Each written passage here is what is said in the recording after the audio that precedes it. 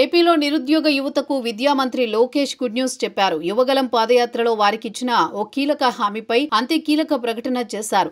ఈ హామీ ఎప్పటి నుంచి నిలబెట్టుకుంటున్నారు ఆయన తాజాగా మచిలీపట్నంలో జరిగిన టీడీపీ కార్యకర్తల భేటీలో వెల్లడించారు.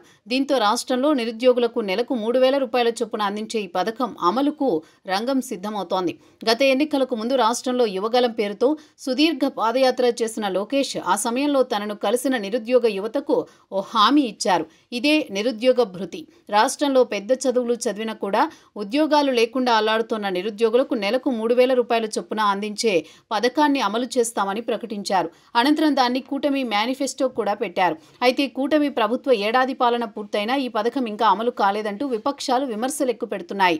ఈ నేపథ్యంలో లోకేష్ క్లారిటీ ఇచ్చారు. బందరులో టీడీపీ కార్యకర్తలతో భేటీ అయిన మంత్రి లోకేష్ నిరుద్యోగ భృతి పథకాన్ని ఏడాది నుంచి అమలు చేస్తామని కీలక ప్రకటన చేశారు. ఇప్పటికే పలు సంక్షేమ పథకాలను ఏడాది వరుసగా అమలు చేస్తున్న ప్రభుత్వం ఇక నిరుద్యోగ భృతి కూడా అమలు చేసేందుకు సిద్ధమవుతున్నట్టు తెలుస్తోంది.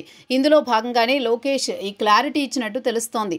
త్వరలో దీనికి సంబంధించిన విధి విధానాలు ఖరారు చేసి నెలకు 3,000 చొప్పున నిరుద్యోగ యువతకు సాయం అందించనున్నారు.